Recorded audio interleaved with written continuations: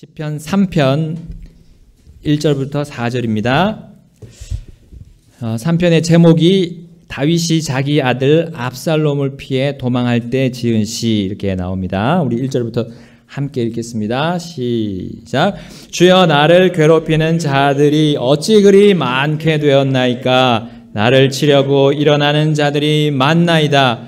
많은 사람이 내 혼에 대하여 말하기를 그는 하나님께 도움을 얻지 못한다 하나이다. 셀라.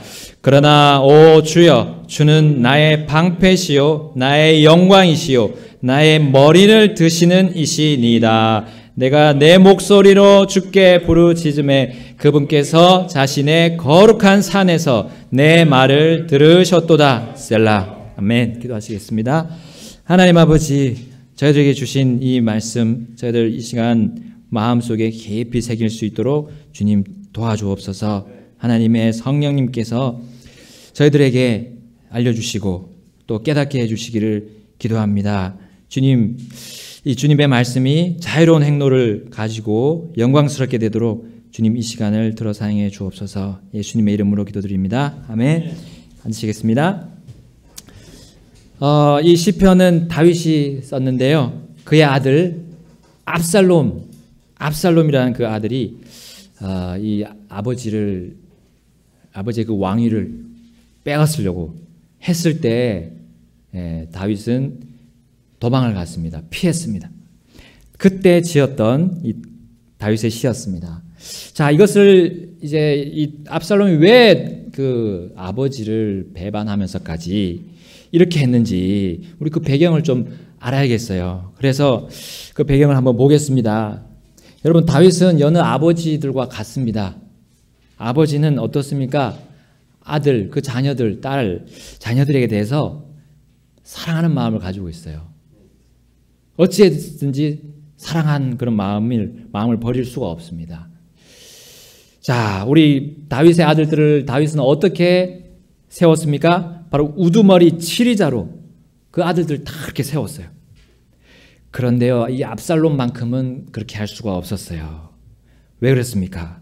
바로 압살롬은 자신의 형, 그 배다른 형이지만 바로 다윗의 맏형인 이 압살롬의 자신의 맏형인 암논을 살해했습니다. 압살롬이 살해했습니다. 왜 그렇게 했습니까? 압살롬은 암논이 자신의 누이 다말을 강제로 욕보였고 심지어 거기에 대해서 악심을 품다가 결국은 살해했던 거예요. 2년씩이나 굉장히 혼돈의 시간이었겠죠. 힘들고 화가 치밀어 오르고, 그러면서도 하나님이 가만히 계시지 않았을 거예요. 성령님을 통해서 그러지 마라 했을 거예요. 그런데 그걸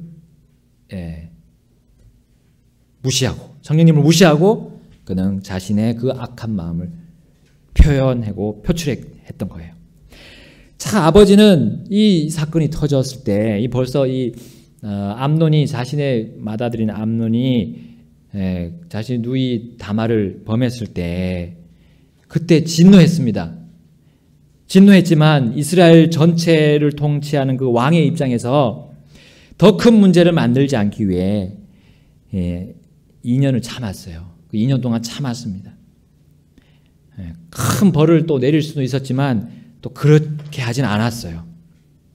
이후에 압살롬이 암논을 죽이고 도망갔을 때 또 3년을 또 참았습니다. 3년을 참았어요. 그리고 군대 대장 요압의 청을 받아들여서 이 그술로 피해 있던, 그술이란 곳으로 피해 있던 압살롬을 데려오도록 명을 했습니다. 그런데 그 아들 압살롬이 돌아왔을 때 아버지인 다윗은 그를 만나지 않았어요. 그렇게 만 2년이 흘렀고 만 2년이 또 흘렀습니다. 압살롬은 아버지를 보지 못하게 되자 요압의 밭에 불을 놨어요. 불을 질렀어요. 그러니까 요압이 자기 재산 다 타니까 이 무슨 일이냐 이제 소식을 들은 거죠. 달려와서 이거 압살롬이 한 것이다 라고 하니까 압살롬에게 찾아갔어요. 요압이. 너 왜 이런 짓을 하냐? 근데 압살롬은 그렇게 요압을 끌어들여서 요압으로 하여금 자신의 처지를 호소를 했던 거예요. 그래서 요압은 왕에게 나가서 압살롬이 아버지인 당신 우리 왕을 만나기를 원한다라고 대신 전했던 겁니다. 그래서 드디어 다윗은 이 배다른 아들들의 이 간의 비극이 있은 뒤에 무려 7년 만이죠. 7년 만에 그 압살롬과 이제 대면했습니다. 다시 만났어요. 입을 맞췄습니다. 만나서 입을 맞췄습니다. 자, 이 입맞춤이 그 좋은 그 진짜 성경에서 나오는 그 의미처럼 서로의 축복을 하나님께서 축복해 주시기를 원하는 그런 입맞춤이었다면 아마 해피엔딩으로 끝났을 겁니다. 예, 압살롬이 다시 아버지와 그 과거를 청산하고 끝냈다면 얼마나 좋았을까요? 그 입맞춤이 그런 의미였으면 좋았을 텐데, 그런데 압살롬은 아니었던 거예요. 압살롬은 아니었던 겁니다. 그렇게 해피엔딩으로 끝났더라면 여러분 사무엘하가 총 24장인데 그 중에 5장이나 되는 부분이 이 다윗과 압살롬의 그 일이었어요. 그 정말 비참한 사건이잖아요.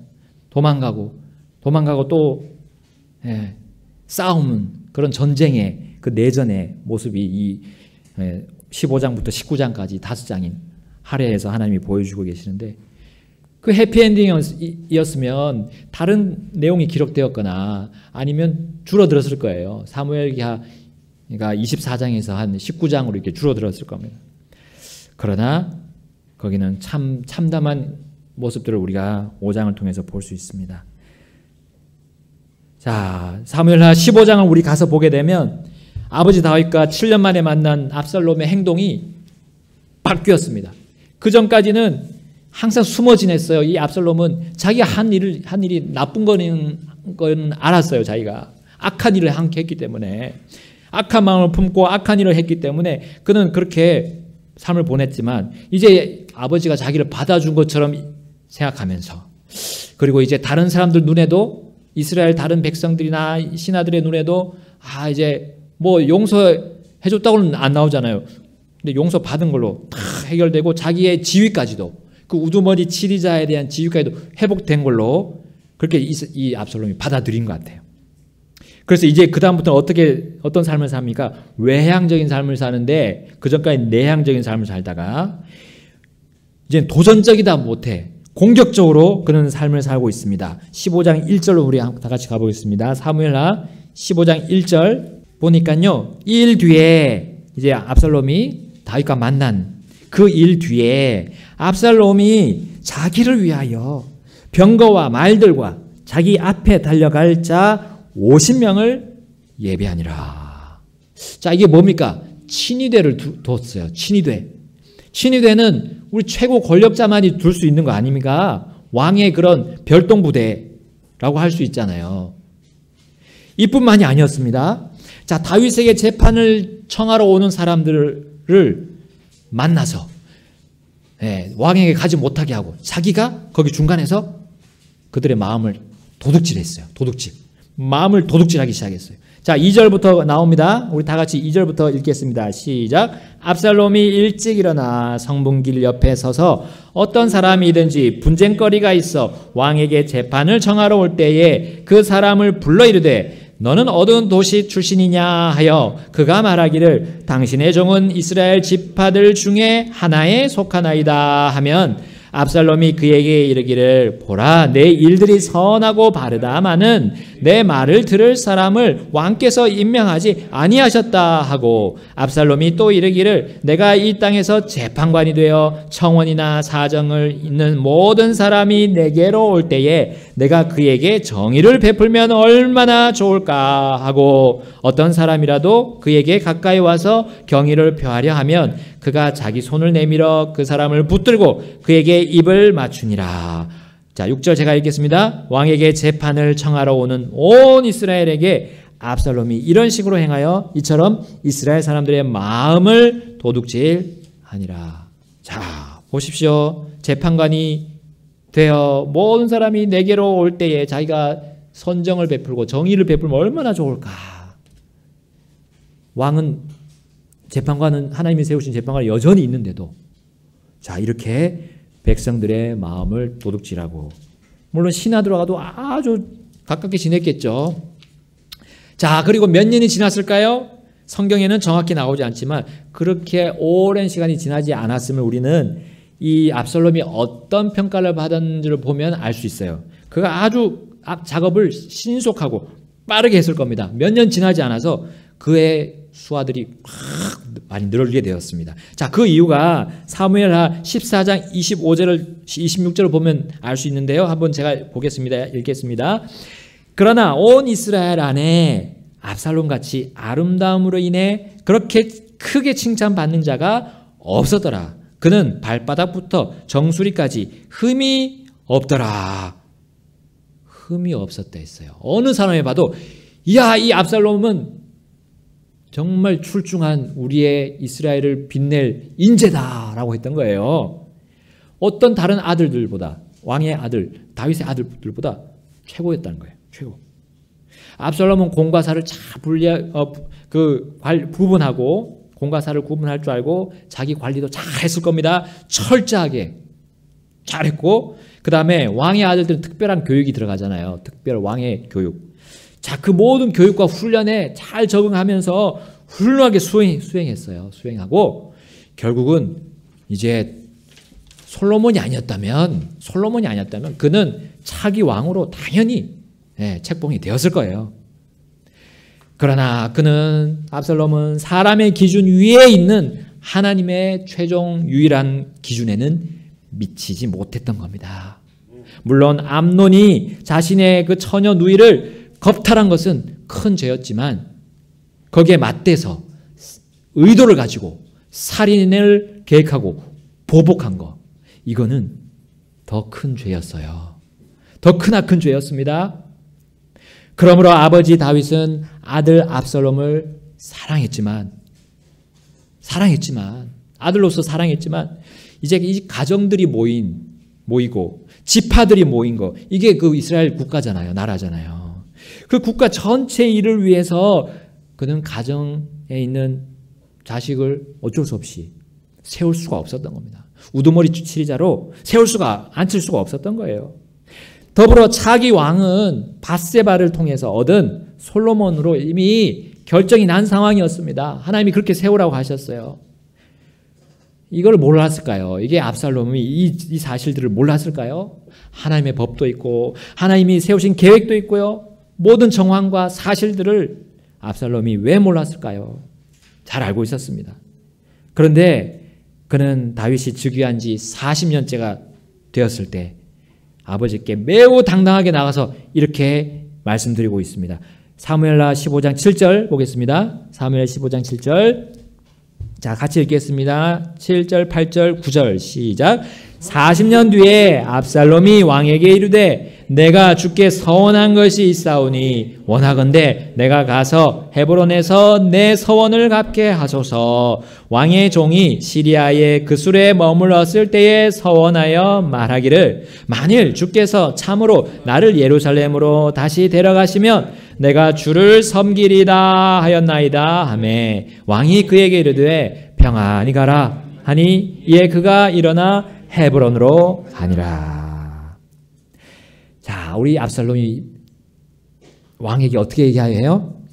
주의 이름을 다 말했습니다. 주의 이름, 주께서 하면서 주께 내가 서원한 것이 있다. 또 서원을 갚겠다라고 했어요. 영적으로 보이죠? 그리고 거기에다가 주를 섬기겠다라고 했어요. 아버지 다윗이 이런 아들을 그냥 가만히 두겠어요? 오냐, 평안히 가라. 너가 많이 바뀌었구나 라고 생각했죠. 아들이 이제는 뭔가 좀 새롭게 다시 살려고 하는구나 라고 생각했을 겁니다. 그런데 그게 아니었던 거죠.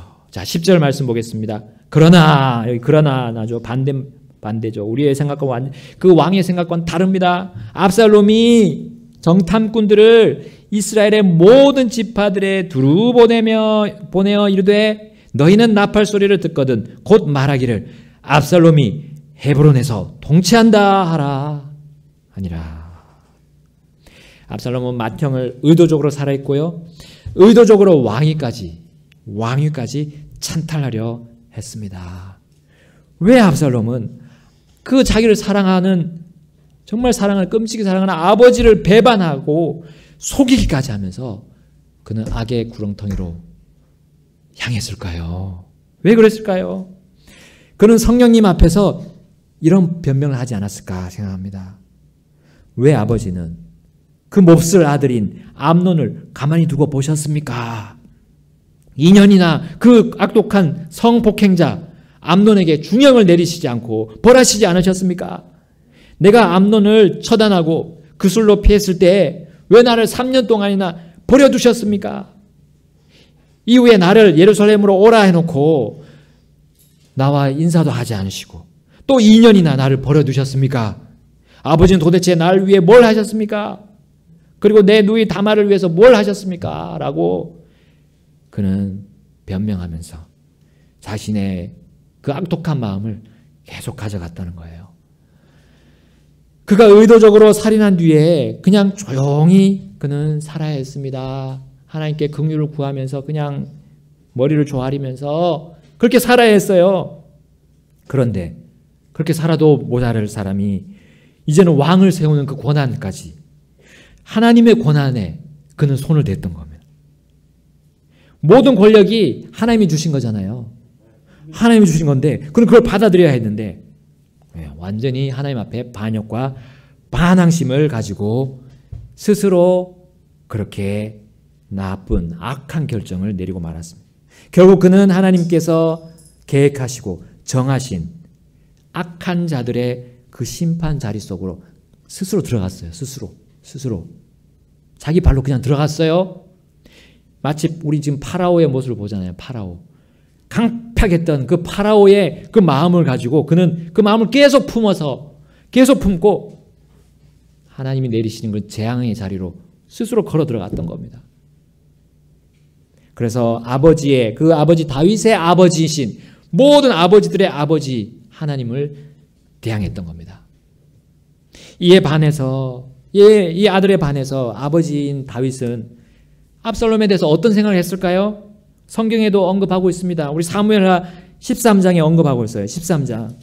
압살롬이 그렇게 살인하고 도망감에도 불구하고 이렇게 그 아들을 위해서 애곡했습니다. 13장 37절 제가 읽겠습니다. 그러나 압살롬은 도망하여 그술왕 암미후스의 아들 달메게로 갔고 다윗은 날마다 자기 아들로 인해 애곡하니라. 죽은 암논을 위해서도 애곡했겠지만 압살롬을 향해서도 애곡했던 거예요. 38절 보겠습니다. 이같이 압살롬이 도망하여 그술로 가서 거기서 3년 동안 거하니라. 39절 다윗 왕의 혼이 압살롬에게로 나아가기를 열망하였으니 이는 암논이 이미 죽었으므로 그에 관하여 그가 위로를 받았기 때문이더라. 14장 1절입니다. 이제 스루야의 아들 요압이 왕의 마음이 압살롬에게로 향하는 줄 알고, 압살롬은 이런 아버지의 마음을 이해하지도 못했고 이해하려 들지도 않았던 겁니다.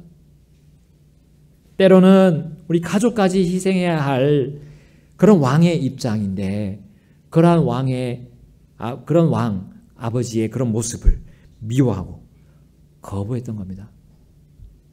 여러분, 가정들을 다스린다는 것이 얼마나 많은 정신과 육체의 힘이 필요합니까? 가정들을 다스리는 거예요. 가정들을. 왕들이 그렇게 하지 않았습니까? 우리는 그걸 이해해야 됩니다. 여러분, 우리 목사님은 왕이 아닙니다. 담임 목사님은 왕이 아닙니다. 그러나 교회에 속한 가정들이 있잖아요. 그 가정들을 다 둘러봐야 돼요. 얼마나 큰 중책을 가지고 계십니까? 여러분, 우리가 그 목회를 아마 해보면 왜 그때 가야 뼈저리게 느낄 거예요. 그 전까지는 모르죠. 그러나 우리 주님이 원하시는 권위자를 향한 우리의 태도가 어떠한지를 주님이 원하시는 그 태도, 그 바른 태도는 뭡니까? 권위자를 위해서 기도하고 간구한다는 거예요. 기도를 하되 간절히 구해야 됩니다. 간절히. 그런 적이 있어야 하나님이 받아주시는 거, 우리를 받아주시는 거예요. 우리가 권위자를 향해서 했던 그 모든 것들이 떳떳한 겁니다. 그러지 않아요? 우리 권위자를 위한 이해가 필요합니다. 이해. 예. 이해하는 건 할 수 있잖아요. 이해하는 거. 여러분 계속 권위자에 대해 들이박다가 하나님께서 그 못된 뿔을 꺾으실 때는 정말 아픕니다. 어마어마하게 아픕니다. 그 상처를 우린 받지 않기를 또 이 부분에서 하나님이 말씀해 주신 것 같으세요. 압살롬의 재능은 빛을 발했습니다. 엄청난 인재로 모든 사람이 흠이 없을 정도로 봤잖아요. 근데 그 재능의 빛이 바로 빛의 천사로 가장한 사탄과 함께 있다는 거예요. 사탄은 거짓과 속임수를 가지고 마치 비친 양 다가오잖아요. 그렇게 일하잖아요. 자, 사무엘하 15장 12절을 보겠습니다. 15장 12절. 압살롬이 이제 희생물을 드릴 때에 사람을 보냈습니다. 그래서 다윗의 조언자인 길로 사람 아히도벨을 그의 도시 곧 길로에서 데려왔습니다. 압살롬과 함께 했어요. 이 아히도벨은 특히 다윗의 친구라고 불릴 정도였어요. 친구, 가까운 사이를 책사로 두잖아요. 정말 믿을 사람을 책사로 둡니다. 군사로 두잖아요. 옛날 뭐 삼국지 유비가 제갈공명을 옆에 책사로 드렸듯이 아히도벨, 그 다윗의 아히도벨, 책사인 아히도벨마저 이 압살롬에게 붙어버렸습니다. 자, 아히도벨이 갑자기 그랬을까요? 갑자기 그러지는 않았을 거예요. 이제 차기 왕으로 솔로몬을 택했는데 솔로몬을 좀 탐탁지 않게 생각했을 수도 있습니다. 성경에 나오지 않지만, 자, 솔로몬이 왜냐하면 다윗이 큰 죄악으로 낳은 그 아들이잖아요. 야, 이거 하나님 이렇게 죄악으로 낳은 아들을 간통을 해서 낳은 아들을 어떻게 하나님 세울 수 있겠습니까? 그렇게 생각했을 수도 있습니다. 그러나 하나님이 계획하신 건데 거기에 누가 반기를 들 수 있을까요? 하나님께서는 이미 차기 왕은 솔로몬이라 라고 정해놓으셨습니다. 그러나 아히도벨 비롯해서 신하들은 심지어 다윗까지도 그 누구라 할지도 그 하나님의 명령에 순종했어야 하는 거예요. 그게 온전한 의무였습니다. 하나님의 백성이라면. 자, 이쯤 되면 다윗에게 불이 떨어져도 이제 자기 코앞이 아니라 발등에 떨어진 거예요.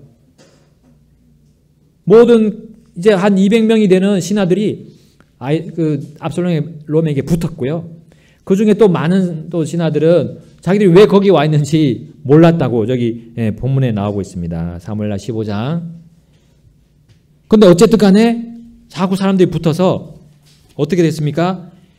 백성이 계속해서 불어났는데 압살롬과 함께하는 백성이 불어났다고 했습니다. 그리고 그 음모가 커졌습니다. 어떻게 됩니까? 다윗이 어떻게 됩니까? 맞서 싸워야 됩니까? 아닙니다. 일단은 피해야 됩니다. 피하는 게 상책이었어요. 자, 13절. 사무엘하 15장 13절 14절 같이 읽겠습니다. 시작. 사자가 다윗에게 나와 이르되 이스라엘 사람들의 마음이 압살롬을 따르나이다 하므로 다윗이 자기와 함께 예루살렘에 있던 모든 신하에게 이르되 일어나 우리가 도망하자. 그렇지 아니하면 우리가 압살롬에게서 피하지 못하리라. 빨리 떠나가자. 그가 갑자기 우리를 따라잡고 우리에게 해를 가져오며 칼날로 도시를 칠까 염려하노라 하니. 다윗은 이렇게 도망갈 수밖에 없었습니다. 도망갈 수밖에 없었어요. 수많은 전쟁을 치렀던 다윗이잖아요. 이 상태에서 어떤 결정을 내려야 할지 잘 알고 있었습니다. 다윗은 늙은 나이였지만 어떻게 해야 되는지 분별력이 뚜렷했어요. 다윗은 이렇게 도망하는 가운데 하나님의 선택하신 백성을 이끄는 최고 지도자로서 참 면목이 없었을 겁니다.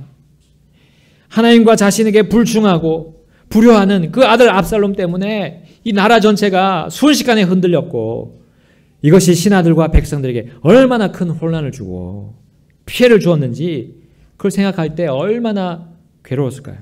그 막중한 책임감을 이 다윗은 느끼지 않을 수가 없었습니다. 그래서 이렇게 생각하지도 않았을까요? 차라리 그냥 하루빨리 항복해가지고 모두가 살고 모두가 전쟁하지 않고 피 흘리지 않고 모두 그냥 깔끔하게 행복하게 그냥 살면 되지 않을까, 그렇게 생각하지 않았을까요? 예, 다윗이 40년째 통치하는 기간이었습니다. 그때였습니다. 많이 통치했잖아요. 이제 늙었기 때문에 이제 기력도 좀 쇠약해지고 이제 좀 총명함도 예전 같지 않고 그런 때였습니다. 자, 그런데요, 다윗은 지금까지 어떻게 살아왔습니까? 자기 지혜와 이런 상황 논리로 살아오지 않았습니다. 어떤 고난이 오고 어떤 고통이 와도 그는 요리조리 피하면서 기회를 찾고 잔꾀를 부리지 않았던 거예요. 그렇게 살아오지 않았던 다윗입니다. 그는 어떤 문제 앞에서도, 어떤 문제가 일어나도, 닥쳐도 주님께 먼저 물었어요. 주님께 여쭈었다는 겁니다. 그렇게 살아왔던 다윗이었습니다. 이제 우리 본문으로 돌아가겠습니다. 본문 시편 3편. 시편 3편. 다윗이 자기 아들 압살롬을 피해 도망할 때 지은 시. 주여, 나를 괴롭히는 자들이 어찌 그리 많게 되었나이까. 나를 치려고 일어나는 자들이 많나이다. 예, 우리 아까 봤습니다. 압살롬은 신하들과 백성들의 마음을 훔쳐서 자신을 따르게 했습니다. 그 음모가 커졌고 백성의 수가 많았습니다. 그와 함께하는 백성의 수가 많게 되었습니다. 2절 보겠습니다. 많은 사람이 내 혼에 대하여 말하기를 그는 하나님께 도움을 얻지 못한다 하나이다. 셀라. 다윗이 급하게 궁을 빠져나오면서 그 모습을 보는 그 백성들 그리고 신하들이 그를 보고 그는 하나님께 도움을 얻지 못한다 라는 말을 들었다는 거예요. 다윗은 한물 갔어. 그가 계속 왕권 가지고 있으면 우리 못 살아. 우리는 이젠 못 살아. 자기 집안 관리도 못했잖아. 압살롬 님이 그동안 얼마나 힘들게 살았어. 얼마나 선하신 분이야. 우리 말 하나하나 다 들어주고 하나님께 서원도 갚으시잖아. 이거 봐. 희생물도 드리기 위해서 우리까지 같이 불러주네. 이런 분을 왕으로 세워야 되지 않겠어? 하면서 다윗을 얼마나 낮게 평가했을까요? 그러면서 저봐가 하나님 도와주지 않으시잖아. 저를 도망가잖아. 이렇게 했던 겁니다. 이런 저주의 말을 여러분 내가 직접 한번 내 귀로 그냥 옆에서 어떤 사람을 통해서 듣는다고 생각해 보세요. 얼마나 비참합니까? 마음이 내려앉습니까? 기진맥진합니까? 이제 일어나 앉을 힘도 생기지 않을 겁니다. 만약에 제가 당했습니다. 다윗 역시 주님께 부르짖고 있지만 이 저주를 직접 들으면서 그는 그 말에 집중했다라면 그도 그래 했을 겁니다. 낙심해서 주저앉았을 거예요. 아유, 나 몰라라. 차라리 날 죽여라 하고 그렇게 엎드려졌을 겁니다. 그러나 그는 그렇게 그 저주의 말에 집중하지 않았어요. 계속해서 기도를 이어갔습니다. 주님께 간구를 이어갔던 거예요. 3장 3절. 어떻게 그는 주님께 집중했습니까? 주님이 누구신지 기억했던 거예요. 그러나 주여, 주는 나의 방패시요 나의 영광이시요 나의 머리를 드시는 이신이다. 아멘. 여러분, 그 저주의 말을 들으면 머리가 자꾸 땅으로 꺼지겠죠. 얼마나 부끄럽겠습니까? 아이고, 우리 집안이 이렇게 된. 그런데 주님은 어떤 분이라고요? 그 머리를, 그 낙심을 향해 가는 그 머리를 드시는 분이다. 주님이 자신에게 어떤 분인지를 기억했습니다. 그 저주의 말을 계속 되뇌인 게 아니라 주님이 나에게 어떤 분인지를 계속 되뇌었던 거예요. 여러분, 하나님은 나에게 어떤 분이십니까? 나에게 어떤 분이십니까? 지금까지 사는 동안 하나님 나를 위해서 뭘 해주셨어요? 그거를 기억해야 됩니다. 위험과 고통과 슬픔이 올 때에 하나님은 나에게 어떤 분이신가 기억할 때 우리는 그 모든 고난을 이길 수 있습니다. 너무 그 고난이, 그 고통이 크니까 주님께 나아가는데 쭉 늘어져서 어떤 사람들은 뭐 이게 스스로 정신을 잃게 만드는 거예요. 그래서 뭐 방언 기도하고 막 중언부언하는 식으로 그냥 중얼중얼 그냥 말도 안 되는 기도를 주님께 한다면 하나님 그 말 들으실까요? 정신을 차리고 깨어 기도해야 우리 하나님이 들으실 거 아닙니까? 그 어떤 악하고 저주의 상황이든지 그 어떤 생각지도 않은 문제가 터진 그런 상황에서든지 우린 가장 먼저 주님과 나와의 관계를 정립해야 돼요. 내가 주님 앞에 잘했는가? 잘 살았는가? 주님이 말씀하신 대로 내가 올바르게 순종하고 살았는가? 주님이 권위자를 통해서 내게 말씀해 주신 것에 집중했는가? 아니면 내 생각대로 결정하려고 그러고 내 생각대로 말아버리고 살고 그랬는가? 그걸 보라는 겁니다. 그리고 주님은 나를 어떻게 해주셨는가 지금까지. 에베네셀의 하나님이신가 진짜. 날 지금까지 보호해 주신 분입니까? 살펴보라는 거예요. 주님과 나의 관계. 다른 사람과의 관계가 아니라요. 여러분, 주님은 나의 방패십니까? 나의 머리를 드시는 나의 영광이십니까? 그렇다면 다윗의 하나님이 나의 하나님입니다. 다윗이 그런 하나님으로 믿고 살았기에 우리 손에 다윗의 시편이 이렇게 많이나 우리 앞에 열려 있습니다. 주님은 나에게도 그런 분이 아니십니까? 맞습니다. 나를 보호하시고 나를 유지하시고 나의 생명 유지하시고 나의 생명 영원히 붙들고 계시고 보장해 주신 분 아닙니까? 그리고 회복시키시는 분 아닙니까? 머리를 드시는 나에게 항상 늘 선한 분 아니십니까? 하나님은 악한 분이십니까? 아니잖아요. 항상 선하신 분입니다. 상황이 어떻든 간에요. 자, 우리는 주께 부르짖고요. 다윗처럼 주님께 경배드리러 거룩한 산으로 올라가야 합니다. 우리 본문 4절 보겠습니다. 시작. 4절 시작.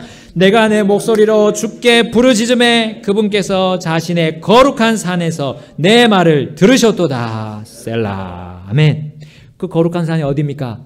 사무엘 15장 30절에 나옵니다. 다윗이 그 도망해서 어디로 올라갑니까? 올리벳산. 우리 신약에 나오는 올리브산입니다. 올리브산 오르막길로 올라가는 겁니다. 올라가면서 그는 울고 머리를 덮고 맨발로 갔다고 15장 30절에 나옵니다. 그리고 그와 함께한 온 백성도 다윗과 함께 머리를 덮고 올라가되 울면서 통곡하면서 올라갔습니다. 무엇을 왜 울었을까요? 다 자신의 잘못하지 않았을까 하면서 올라가지 않았을까요? 왜 이런 일이 일어났는지 자신을 살피지 않았을까요? 그랬을 겁니다. 다윗을 따른 사람들은 지혜롭고 하나님을 두려워했던 사람들이에요. 그런 사람들이었습니다. 32절 보세요. 다윗이 산의 꼭대기 곧 그가 하나님께 경배하던 곳에 이를 때에 했습니다. 그 올리벳산에서 다윗이 늘 뭘 했다는 거예요? 경배했다는 겁니다. 하나님께 부르짖으며 거기 가서 하나님께 경배드렸다는 겁니다. 어떤 때든지요. 힘들 때든지 좋을 때든지 상관없이 그는 거기서 주님께 기도드리고 경배했습니다. 여러분, 올리브산은 우리의 왕이신 예수님께서 승천하신 곳 아닙니까? 그리고 강천하실 곳도 내려오실 곳, 우리와 함께 이 땅에 지상에 재림할 그곳도 여기 아닙니까? 올리브산. 다윗 왕은요, 왕의 왕께 거기서 항상 경배를 드렸던 거예요. 그걸 미리 그는 바라보면서 거기를 올라갔습니다. 올리브산이 있습니다. 거기서는 영광스러운 우리 왕의 왕을 뵐 그날을 바로 다윗은 고대하면서 경배를 드렸던 거예요. 그 거룩한 산, 그 올리브산은 또한 현재 우리의 교회에게 적용한다면 바로 주님의 교회입니다. 주님의 교회가 거룩한 곳 아닙니까? 성전 아닙니까? 거기서 우리는 항상 모여서 교회에 모여서 경배드리는 거예요. 내가 어떤 위험이 오고 어떤 힘든 일이 오고 고난과 고통이 오더라도 주님의 교회에서 가서 거기서 우리는 일을 해결하려고 해야지 자꾸 주님의 교회를 떠나서 하는 거 그거 사탄이 하는 거 아닙니까? 주님이 하고자 하는 게 아니에요. 성령님이 주는 생각이 아닙니다. 우리 주님께 간구하고요. 힘든 일이 올 때 그냥 주님께로 가는 겁니다. 바로 가는 거예요. 바로. 가장 지혜로운 사람입니다. 그리고 교회 모임을 귀중하게 생각하고 거기서 경배드리는 게 얼마나 하나님이 나를 위해서 모든 문제를 해결하시기 위해서 마련한 모임인지를 우리는 굳게 믿고 가야 합니다. 경배드려야 됩니다. 다 같이 기도드리겠습니다.